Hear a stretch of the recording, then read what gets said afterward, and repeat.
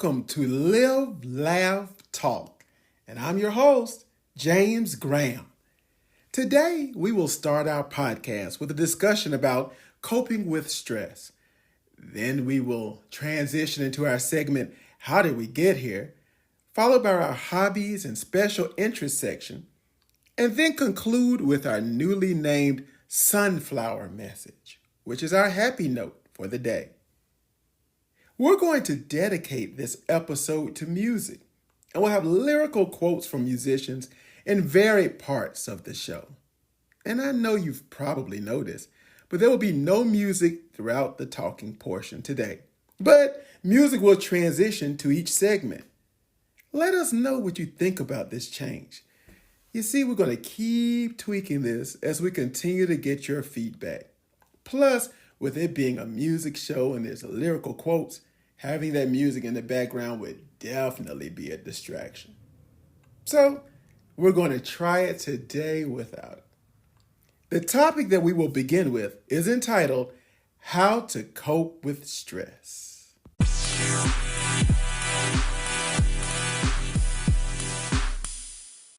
Have you ever been stressed? It's hard to believe that someone today, and the times that we live in, has never experienced stress. Why can't we say that? Well, for one, life comes with its own disappointments. And we find ourselves sometimes dwelling on these things more than we do life's accomplishments and joys. Are you that type of person that you see the missteps more than you see anything else? You see, that's the difference between happiness and anguish. Some are already dead. They're just walking around because they died a long time ago from heartache, depression, and stress.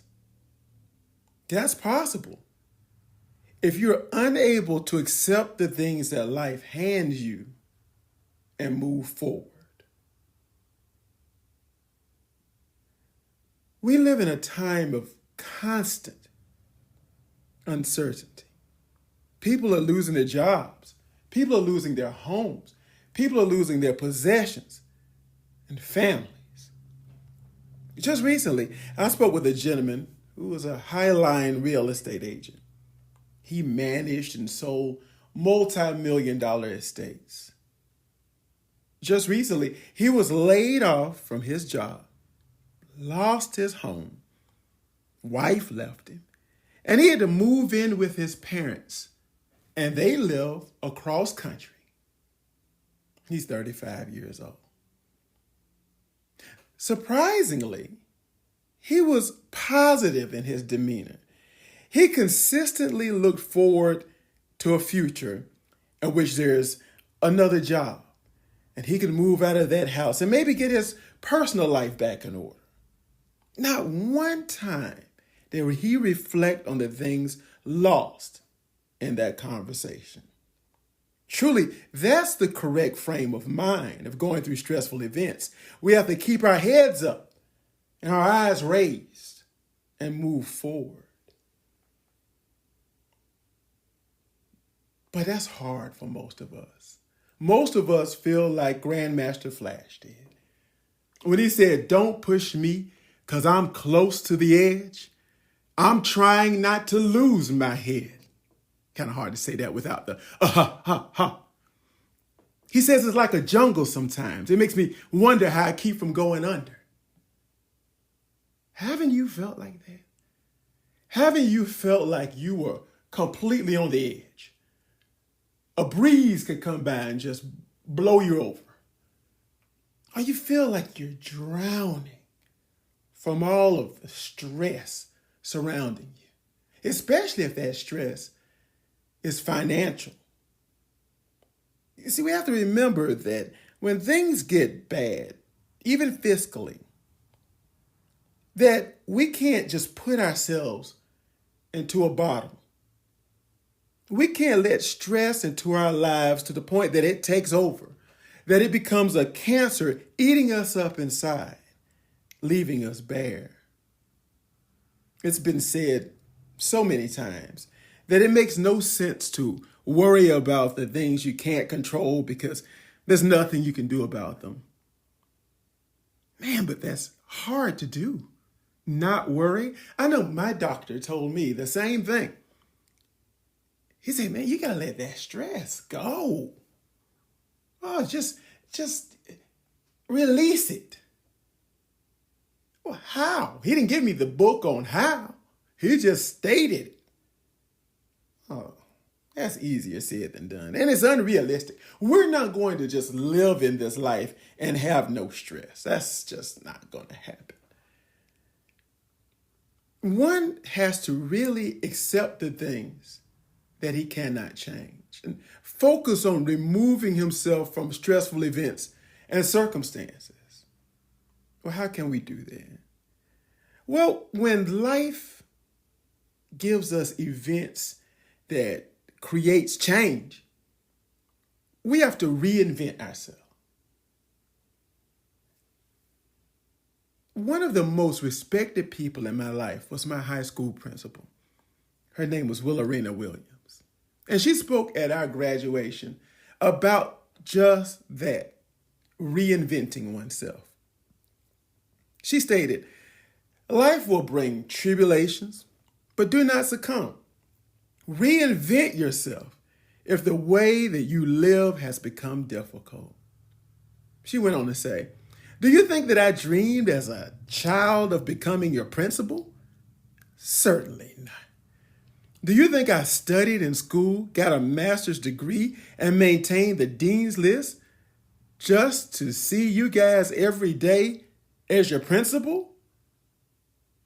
Although proud to be your principal, she said, it just wasn't my first choice. I had to reinvent myself. Those are words to live by. Maybe we have a job, or maybe we have circumstances that changed in our life. We may not be able to go back to that same job. We may not be able to walk back into those same circumstances. We may have to change the whole outlook, totally reinvent our way of carrying on. Our walk of life as we once knew it is gone. Again, we have to walk away from exasperating events and allow our mind freeness to create. See, stress will immobilize, it will cripple. There's some people that can't even get out of bed. They're so stressed, they're so overwhelmed that they're paralyzed. We can't let that happen to us. If we need the help, we need to seek that as well. We should not be afraid to ask for mental help. Stress is a form of mental disability, and it can immobilize a person. So we have to make sure that even though we may have to get through a change, that we keep in mind that it's temporary. Everything in this world is temporary. Better days will be ahead. Although it might be hard right now, hard to even see it, we have to keep our heads up, eyes focused, and continue to live our life and move forward. You are encouraged to share your thoughts on this subject on our website, livelaughtalk.com, or by email at admin@livelaughtalk.com. If listening on Spotify, you can add a voice memo as well as comments. Also, there'll be a poll question for you.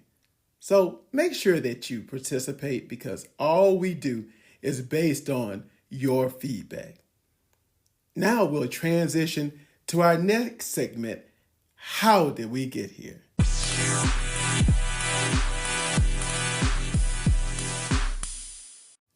The last segment, I talked about a beautiful family, which asked me to watch their kids while their mother was having surgery and their father was caring for her. Did you notice the words that I said? There was a mother and a father. The question that we're going to ask today is, fathers, where are they? There was a comedian just recently, and he was talking about America's top holidays. Now, I don't know where he got his details, so don't fact check me. But he said that he looked up holidays, America's favorite holidays, and he found that number one was Christmas. No surprise there. None whatsoever. Number two was Mother's Day. Surprised me because I was thinking number two would probably be Thanksgiving because nothing Americans love more than eating and stuffing themselves. But he said two was Mother's Day. And then he went on to say that was acceptable to him. Love Jesus, love your mom. But then he figured right under that would be fathers. Wasn't in the top 5, wasn't in the top 10. Matter of fact, it was number 20. Father's Day was number 20. He wanted to say that even Halloween was number 6. And he said it's about ghosts and goblins. He's like, you rather celebrate ghosts and goblins than your father? But then maybe your father was a ghost. You never saw him. Now, that's a sad thought, isn't it? Where are fathers? A retail store last year removed its Father's Day ad because people complained about it. They said having a whole holiday about a father made them feel bad. So they took away the Father's Day coupon and just made it a coupon. And even issued an apology for even speaking of Father's Day and having a bunch of men in the ads and all of that. Again, sad. I was talking to a friend of mine just today, and he stated a man that we both knew was dad to him, but his biological was father. And the way he used that word was as though it was sperm donor. He was my father. He wasn't my dad. I've had a personal experience in my life where my friends that I grew up with, all of us, we had our fathers, except for one of my friends. His father wasn't present in his life. So he adopted my father as his dad. At least there was somebody in his life that could be a dad to this young man. And there's, of course, nothing wrong with that either. But our question is, where are the biologicals? One of my favorite songs is actually my father's favorite song. It's the song Dear Mama. Now, have you ever analyzed that song?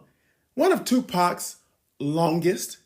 It's 15 verses, not including the chorus and the little add-ins. 15 verses, all about mama for the most part, right? 14 of those verses about mama. And in there, he talks about how mama was a crack fiend.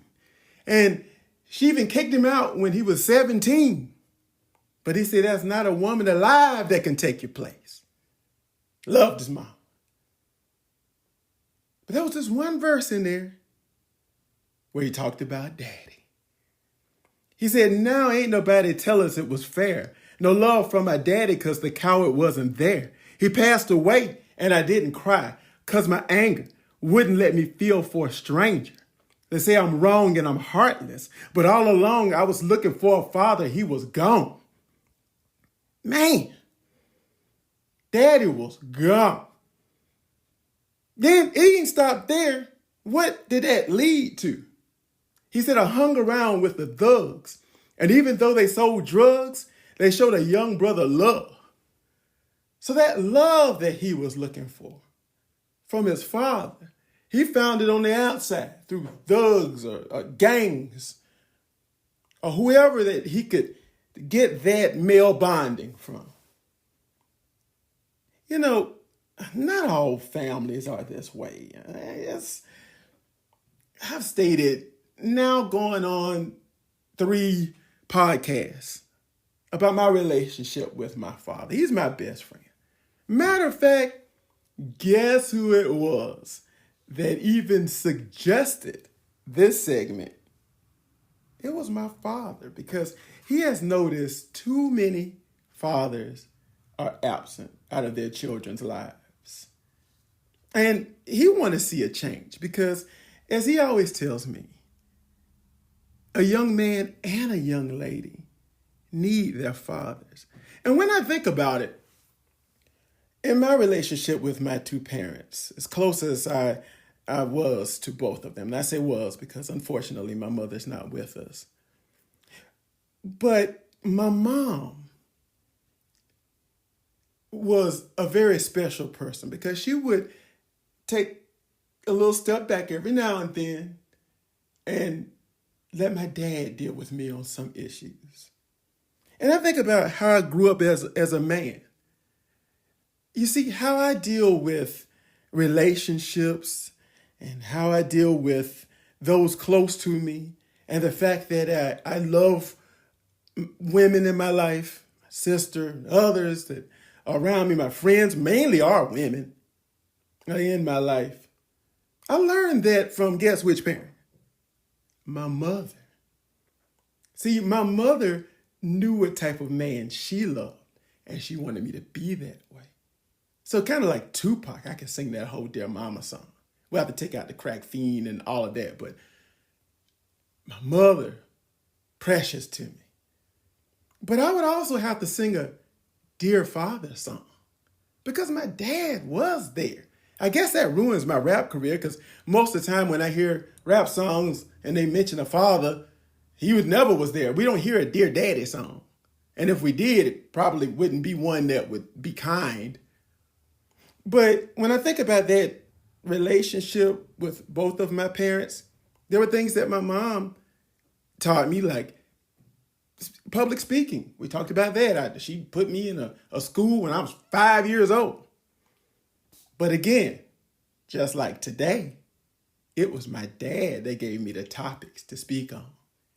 It was my dad that pointed me forward to the future.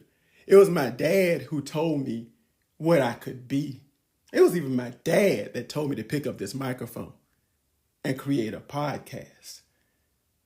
Fathers are important. And I understand that we live in a society where there is one parent in most households. But that don't necessarily mean that a child should just totally be without that other parent. Hopefully there's change. A friend of mine named Miko stated she see men making a comeback. She even told me that the millennial men, these young ones, are stepping back in the picture. They want to be there with their children. And maybe they learn what it feels like to not have an active father. So they want to be a part in that life. I love the thought of that. Oh my goodness. May we continue.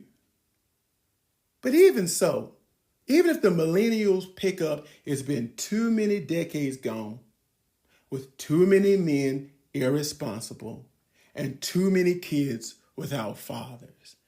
And that's kids that are male and females. Yes, ladies, you need your father too. There are things that a father can teach his young lady that takes her far. So yes, we need these men. We need men to step up. We need Father's Day to maybe be just as cherished as the other days. But it's not. How did we get here?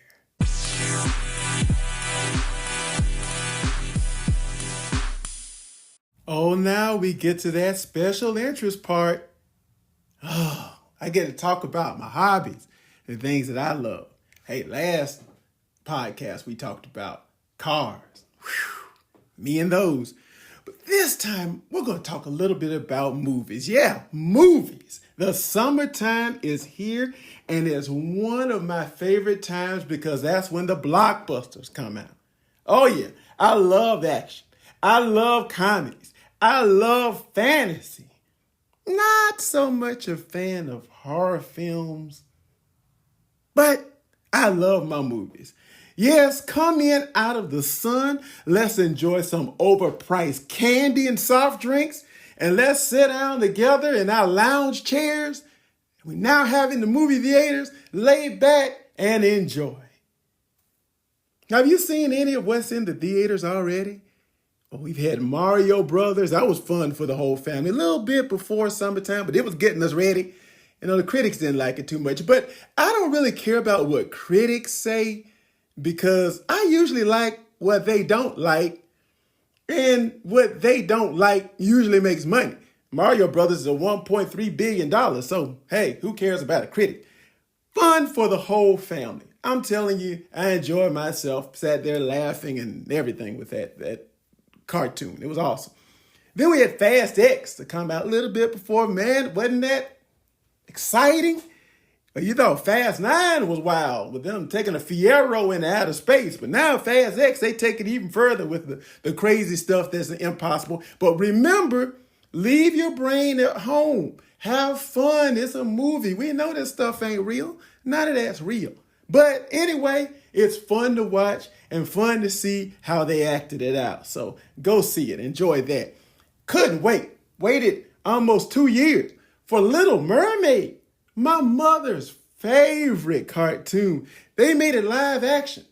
Halle Bailey, oh my goodness. I could do a whole podcast on just Halle Bailey. She was amazing. Not only the acting part, but especially the music. Her voice just resonated. There were parts of that movie when she was singing, the hair stood up on my arm. Yeah, I truly wanted to be part of that world. That was amazing. Spider-Man, Into the Spider-Verse, Miles at it again. Now we got this week coming out, The Flash, with Michael Keaton as Batman. Got The Blackening, Elemental, Indiana Jones, Harrison Ford putting it on one last time. Do it, Indy. Statistics are showing different numbers of ticket sales. Maybe possible because a lot of people like to stream at home. Netflix and chill, as they say. And there's nothing wrong with that. But I just feel some movies should be seen on the big screen. Now, I don't mean your 75-inch at home. I mean in IMAX or possibly 3D. If you choose to come out, let's have a safe, fun summer at the movies. Yeah, I'll see you there with my churro-flavored popcorn in hand.